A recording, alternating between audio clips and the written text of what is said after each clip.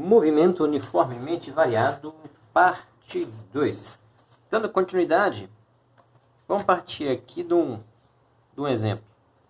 Vamos supor que a questão traga um gráfico como esse. É um gráfico de velocidade por tempo, metros por segundo aqui. Então você tem um registro de um movimento em 3 etapas, né? Um movimento que vai ganhando velocidade positivamente, progressivo acelerado, um movimento uniforme e um movimento que perde velocidade aqui positiva, então é progressivo retardado. Na verdade, 4 etapas, ó, porque depois ele continua com velocidades negativas para trás, cada vez mais rápido, mais veloz para trás. Então, um movimento retrógrado acelerado. Então, movimento, na verdade, em 4 etapas, então. E aí vem a pergunta do enunciado. Qual foi o deslocamento durante todo esse tempo de 10 segundos desse movimento? Ou, como é que a gente descobre isso? Vamos ter que ver algo novo. Repara que o gráfico é de velocidade por tempo. Nós já vimos isso em alguma equação, né? Quando nós tínhamos a equação do movimento uniforme, a velocidade aparecia multiplicada pelo tempo. Não é isso? E o que isso significa? Bom, essa equação está nos dando a posição do objeto nesse tempo. Depende da posição inicial, que pode ser 0 às vezes, né? Então, digamos que essa posição inicial seja 0. Sobra o quê? S igual a V vezes T. Então, note que a posição é dada pelo produto entre a velocidade e o tempo. Então, se você multiplica a velocidade e o tempo, você tem posição, né? No caso aqui, a distância que foi percorrida. Ou, se você pegar a equação da velocidade média, da mesma forma, eu posso passar o ΔT para lá e ficar com ΔS sozinho.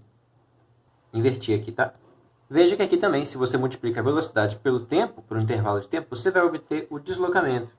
Então, voltando no nosso gráfico, o que acontece? Bom, eu tenho aqui V e tenho aqui T. Eu sei que se eu multiplicar um pelo outro, eu acho a distância percorrida. Mas é claro, eu tenho que multiplicar um pelo outro com base no desenho do gráfico. Como é que eu poderia usar o desenho desse gráfico para obter valores de V e de T, para multiplicá-los e finalmente obter o meu deslocamento, né? Toda vez que você tem uma figura geométrica, seja um triângulo, um retângulo ou um trapézio, a gente consegue identificar a base e a altura, né? O H a gente usa para altura e o trapézio, no caso, os dois lados paralelos são as duas bases, uma é maior que a outra, então você tem a base maior e a base menor. E com esses valores a gente consegue calcular a área deles, né? Sempre você vai estar multiplicando a base pela altura, né? Diretamente você tem a área mais simples, que é a do retângulo. Dividindo por 2 esse resultado, você tem a área de um triângulo. E no caso do trapézio, esse aqui é um trapézio retângulo, você tem que somar as duas bases, a medida delas, né? Multiplicar pela altura e então dividir todo o resultado por 2. Em todos esses casos você vai estar obtendo a área interna dessas figuras, multiplicando sempre duas medidas que são em dimensões perpendiculares, né? A base e a altura, nos 3 casos. Voltando para o nosso exemplo, nós temos aqui dentro, olhando para esse pontilhado, por exemplo, temos várias figuras aqui dentro, né? E veja que se eu multiplicar realmente, como propomos antes, né, os valores de tempo pelos valores de velocidade, eu vou obter o deslocamento como eu queria. E agora a gente está enxergando aqui que tem formas geométricas aqui dentro. Então o esquema nosso vai ser fazer o quê? Encontrar a área dessas formas geométricas que estão abaixo do gráfico, na porção que ele fica acima do eixo do tempo, e calcular a área aqui também, nessa porção entre o gráfico e o eixo do tempo, ou seja, acima do gráfico, na parte que ele fica abaixo do eixo do tempo. Ou seja, na prática é a área entre o gráfico e o eixo do tempo. Como assim, professor? Calculei essa área e acabou o problema? Essa é a ideia, porque o ΔS ele vai ser numericamente igual a essa área. Se eu achei a área, o número dela vai ser igual ao deslocamento. Então, não é que se eu calcular essa área em centímetros quadrados, né? Medir com a régua aqui, medir, calcular a área, eu vou ter um deslocamento em centímetros. Não é essa a ideia. Eu vou calcular ele com base nos valores, essa área, né? Com base nos valores que eu tenho no gráfico, que serão valores de tempo e valores de velocidade. Ao multiplicar isso, eu vou obter tempo vezes velocidade, vou obter um deslocamento. Vamos resolver isso então? Ver como é que fica. Podemos dividir essa figura em várias partes, né? Eu, sem querer, já acabei dividindo aqui. Então, eu posso chamar aqui de parte 1, parte 2, parte 3 e parte 4. Temos 4 partes, temos 4 áreas para calcular. Então, nosso exemplo A área da parte 1 vai ser o quê? Isso aqui é um trapézio. E onde é que estão as bases dele? Repara que é um trapézio deitado, né? Se for comparar com o desenho que eu tinha feito, olha aqui. Eu tenho a base maior aqui, a base menor aqui e a altura aqui, perpendicularmente. As bases são os lados paralelos. Não poderia ser esse e esse, pois eles não são paralelos. Então, que valores que eu vou ter? Base maior vale 4. A base menor vale 2. A altura, que é daqui até aqui, vale 2 também. Então eu vou ter 6. 6 o quê? Se é metros por segundo vezes segundos, corta o segundo, fica só o metro, não é? 6 metros. Então, o ΔS do trecho 1 é 6 metros. A parte 2, nós temos qual figura? Aqui eu tenho um retângulo, certo? Um retângulo, eu posso usar a base aqui mesmo. De 2 até 4, quanto vale essa base? Vale 2 segundos. E a altura vale 4 metros por segundo. Então, eu vou ter a base vezes a altura. Então, o deslocamento da parte 2 é de 8 metros. Na parte 3, temos aqui um triângulo, né? Um triângulo retângulo. Uma base, de 4 a 8 a base é 4. E a altura de 0 a 4 é 4 novamente.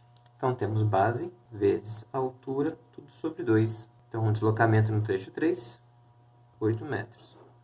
Por fim, a parte 4 também é um triângulo. Base 2, a altura aqui também vale 2. Mas calma aí.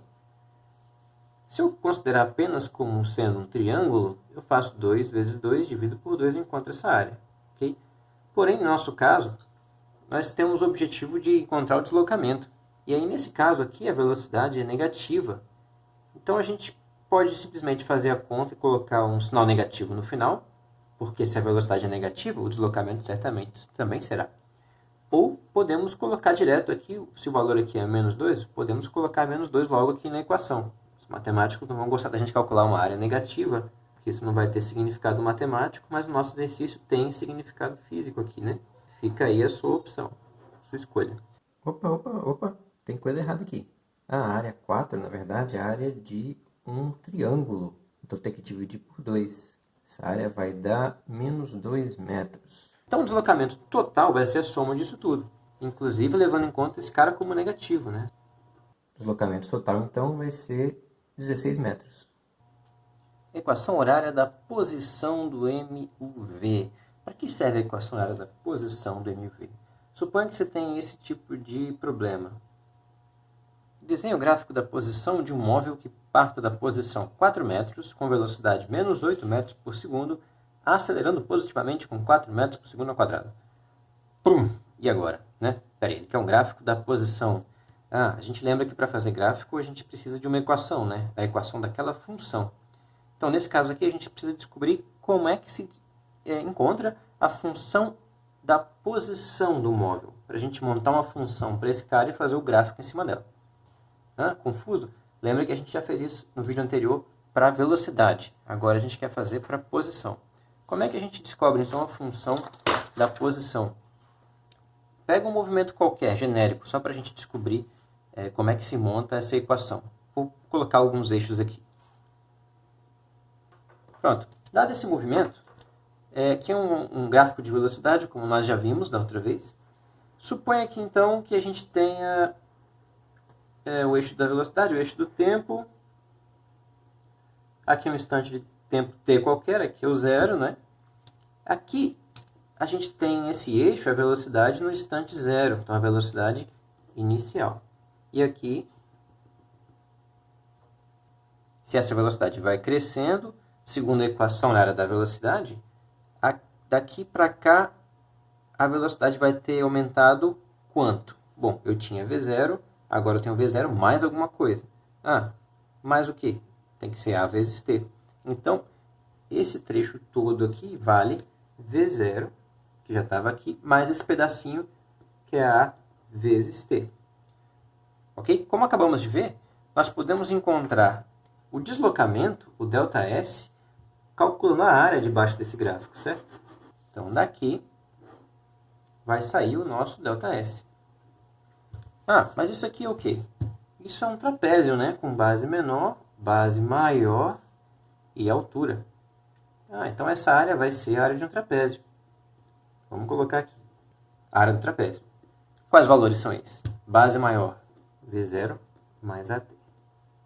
Base menor, V0. Tudo isso vezes a altura, que é T, dividido por 2. Então, T vai multiplicar todo mundo aqui dentro, né? Propriedade distributiva. Como é que vai ficar, então?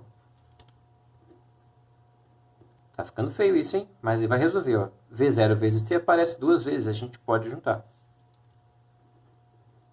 Dá para separar em duas frações, né?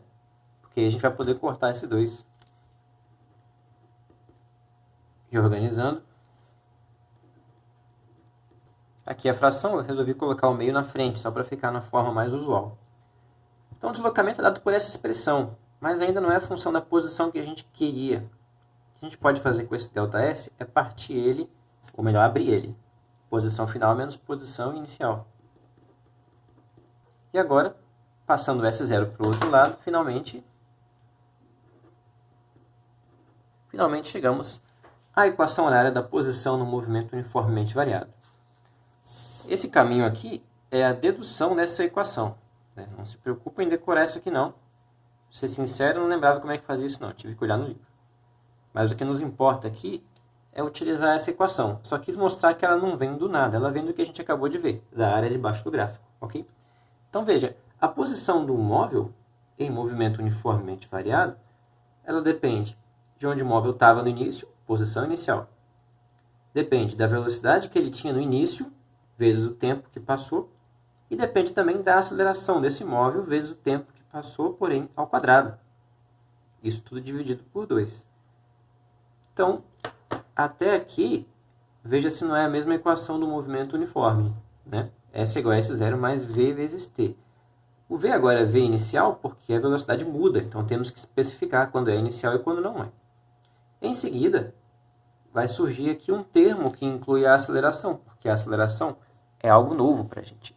É algo que faz parte do movimento variado. Né? Então, essa é a equação que a gente vai precisar para montar o nosso gráfico. Retomando o nosso problema, temos que desenhar esse gráfico aqui. Bom, para desenhar o gráfico, vimos que precisamos de uma equação. Colocando aqui a equação horária de qualquer movimento uniformemente variado, para a posição, né?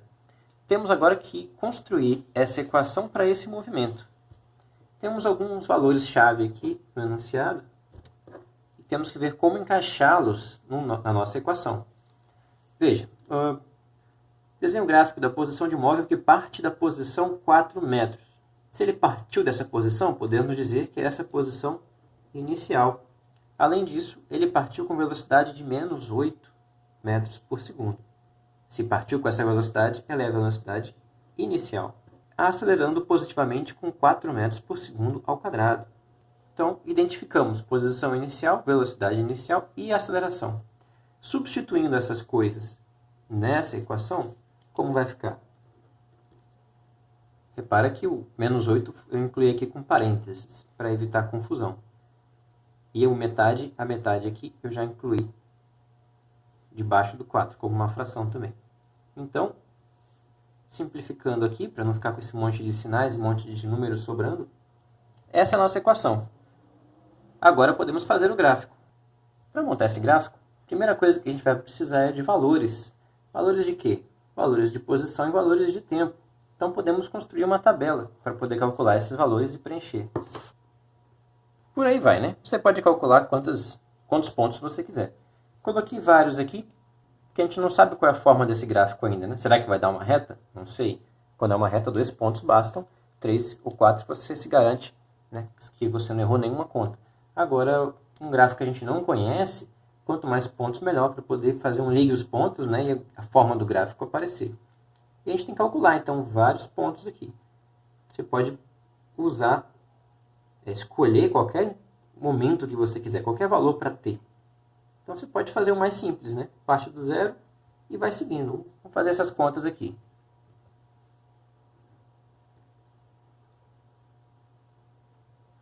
Vamos passar meio rápido, né?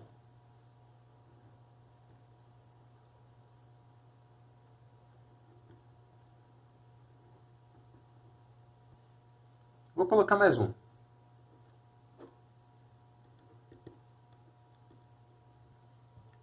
Olha que loucura, né? Tá aqui, tá ok, tá ok. No início, as contas são bem simples. Aí quando vai pegando valores de tempo maiores, a gente vai tendo o valor do tempo ao quadrado, né? E aí as contas vão ficando com valores cada vez maiores para você trabalhar. E nesse caso dessa função, os valores da posição começaram a crescer bastante aqui no final. Dá a impressão que se eu continuar colocando valores de t, os valores de s vão crescer ainda mais, né? Vou parar aqui por enquanto, mas se você quiser continuar essa brincadeira, veja que deu um bocado de continha, né? E agora a ideia é a gente fazer eixos para colocar esses valores. Ih, professor, sou péssimo em fazer os eixos, fica sempre torto, o gráfico sai torto. Tá? Nessa hora a gente não pode fazer eixos ruins. Então, para você que não tem papel quadriculado, milimetrado, fica a manha aqui. Como é que a gente faz? Você pode pegar aí o seu caderno, seu fichário, arranca uma folha, faz o quê? Põe atrás da outra. Pronto. Tem uma folha milimetrada, quer dizer, quadriculada. Não é milimetrada, né? Eu não sei nem a medida exata desses quadrados, teria que medir a distância, mas não importa. O que importa é que eles são todos iguais. E você não pode mexer essa folha mais, né? Fixa ela aí e manda ver. Vamos fazer eixos. Já cometi uma gafe aqui, ó. Fiz meu eixo fora da linha que tinha por trás. Vamos tentar ajustar. Beleza. Veja que as linhas verticais estão alinhadas com o meu eixo. Tem uma linha certinha atrás do meu eixo vertical aqui. Agora é só a gente olhar para os nossos valores e ver como é que tem que ser as nossas escalas. Ó, meu eixo do tempo, eu só vou de 0 a 6. Então eu posso espalhar esses 6 segundos nesse intervalo todo. Quantos quadradinhos eu tenho aqui? Tenho 15 aqui. Então eu posso usar até o 12, por exemplo. Por quê? Porque de 2 em 2 quadradinhos eu ponho 1 segundo. Ainda sobra espaço. No eixo das posições já é diferente. Eu tenho que chegar aqui positivamente até 28 e negativamente até menos 4. Como é que eu posso fazer aqui? Eu tenho quantos quadrados? Tenho 9. Então 9 vezes 3, 27. Eu posso de 3 em 3. Olha que beleza. O 28 vai ficar um pouquinho acima, né? A gente vai ter subdivisões que você faz se quiser. Beleza. Agora, batalha naval. Vamos marcar esses pontos ali.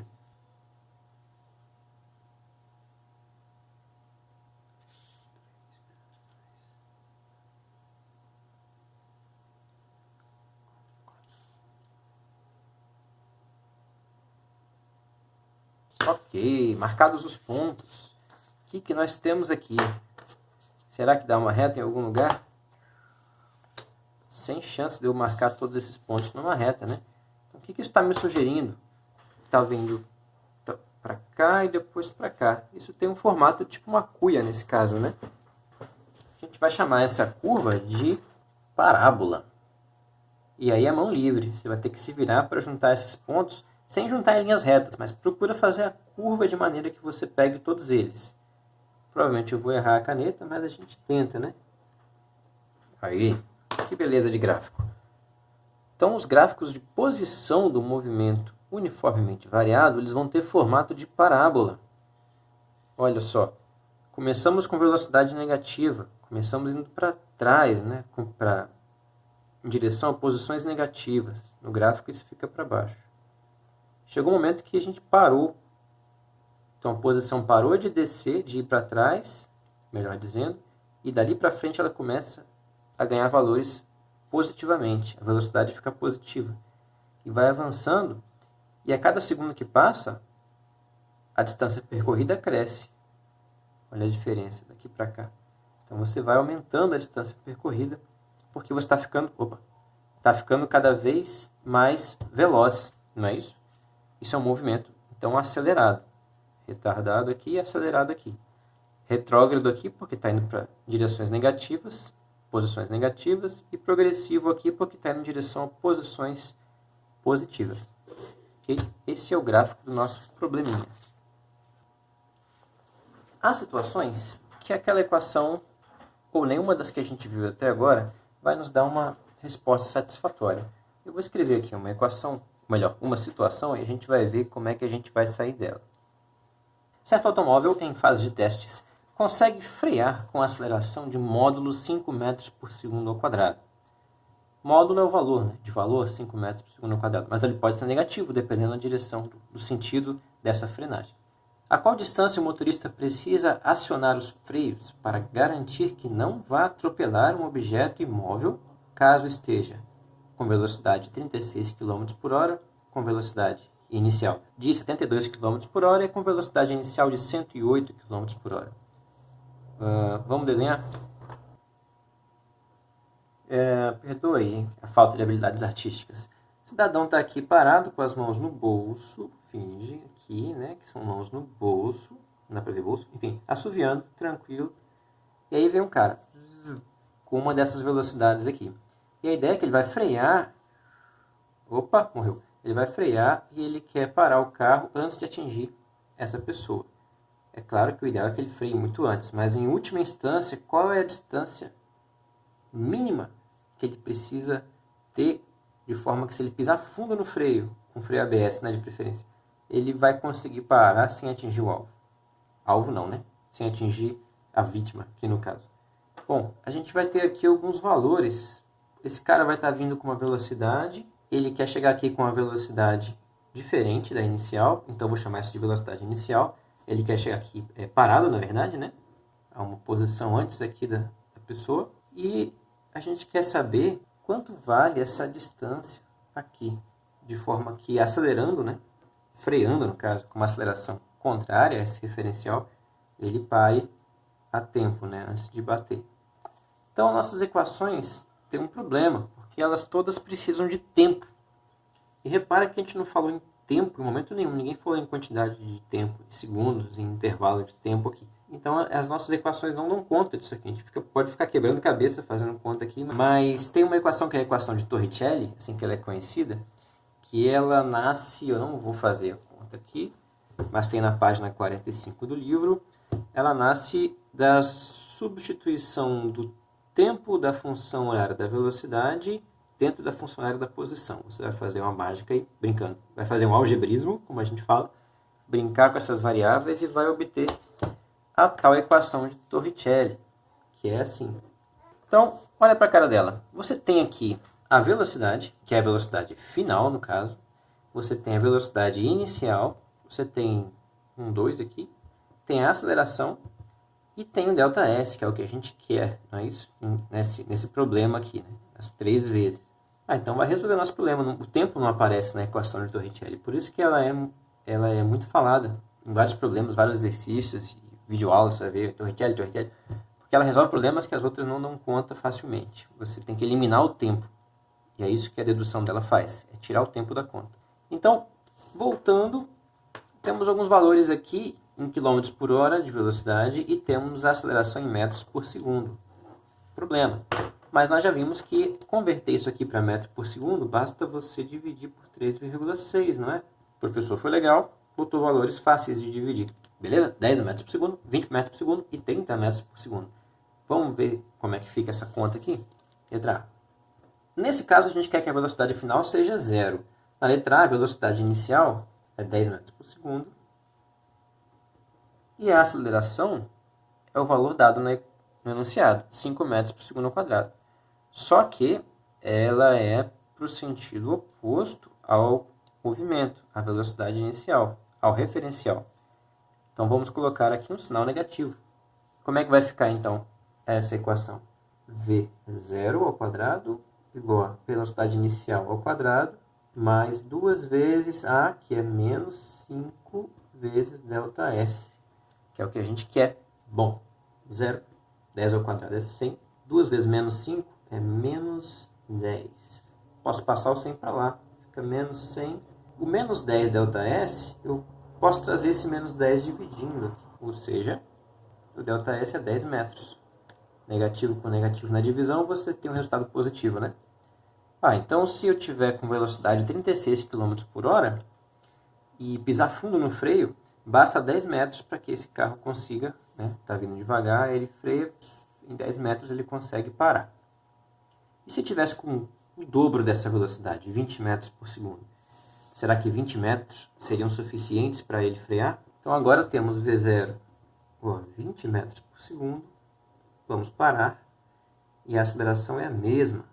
Substituindo na equação de Torricelli, temos 0, 20 ao quadrado aqui, 400 menos 10 ΔS. Novamente passo para cá o 400, trago esse menos 10 dividindo logo depois, 400 sobre 10, 40 metros. E olha só, dobrando a velocidade daqui para cá, eu vou precisar, e mantendo a mesma aceleração, né, que é o máximo que o carro consegue para frear, a gente vai precisar não do dobro, mas do quádruplo da distância. Tem que começar a frear lá de trás, 40 metros de frenagem, forçando o limite do carro ali para conseguir evitar essa colisão. Que coisa! E se for 30 metros por segundo, que é a letra C? V ao quadrado, V0 ao quadrado, 2 vezes A, vezes ΔS. Olha só! Então, aqui eu tinha 10 metros por segundo. Com o triplo da velocidade, em vez de eu precisar do triplo, que seria 30 metros, né, da distância de frenagem, eu preciso de 9 vezes mais distância. Então, eu teria que começar a frear uma distância que não cabe nem nessa folha. Eu teria que estar freando desde lá de trás, para quando chegar aqui, conseguir parar. Isso nas condições ideais de pista, né? Olha que coisa, né? E se você observar, você tem um comportamento aqui que é quadrático. Ok, daqui para cá eu dobro a velocidade, a distância quadruplica. Daqui para cá eu triplico a velocidade, a distância é multiplicada por 9. Dobrar, multiplicar por 2. 2 ao quadrado, 4. Triplicar, multiplicar por 3. 3 ao quadrado, 9. Então a gente percebe como o comportamento quadrático está presente no movimento variado sempre. Ok? Mesmo na equação de Torricelli você vai ter quadrados aqui, apesar de não ter o t, né? Opa, não vai embora ainda. Vamos voltar aqui nesse nosso belo gráfico. Quando a gente pega esse gráfico, lembra que ele é formado por essa equação aqui, né? 4 menos 8t mais 2t ao quadrado. Essa equação a gente explorou ela pouco, esse tipo de equação. Mas suponha que eu queira saber qual vai ser o tempo quando esse cara vai estar na posição 124 metros. Como é que a gente vai resolver isso?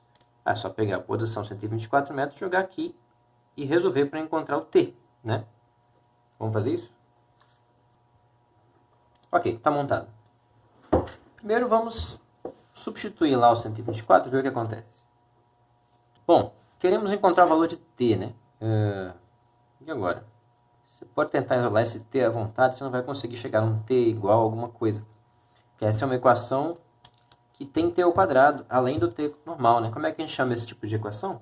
É uma equação quadrática, ou de segundo grau. Bom, eu não tenho muita escapatória. Se a equação é de segundo grau, a gente quer encontrar o valor dessa variável, a gente vai ter que lançar mão da fórmula de Bhaskara, seja lá como você escreve Bhaskara. Então, lembrando ela, né? Você tem lá, aqui a gente vai resolver para t, não para x. Então, temos t menos b, raiz de b ao quadrado menos 4ac sobre 2a. Okay? Essa parte aqui de dentro é chamada de delta, né? Você pode, quem gosta, pode separar o delta para calcular. Então, temos que reorganizar essa equação para encontrar quem é A, quem é B e quem é C. Vamos passar esse 124 para o outro lado, deixar aqui 0. 4 menos 124. Vai ficar menos 120, né? Ok. A gente pode reorganizar isso aqui, passar todo mundo para o outro lado e mudar a ordem. Negativo aqui, né? Então, aqui, essa é a equação que a gente precisa resolver. Troquei todo mundo de lado, mas você multiplica por menos 1 e aí você não precisa inverter o sinal no fim das contas. Então, quem é A, quem é B, quem é C? A é esse 2 positivo, B é o menos 8 e C é o menos 120. Cuidado, tá? Porque esse A, que vale 2, não é o valor da aceleração. Lembra que a equação original aqui? Ela tem A dividido por 2, né? Metade de A. Então, a aceleração era 4 metros por segundo ao quadrado, e não 2. O nosso A aqui para resolver Bhaskara é 2. Beleza? Então, temos aqui, delta vai ser b ao quadrado menos 4ac.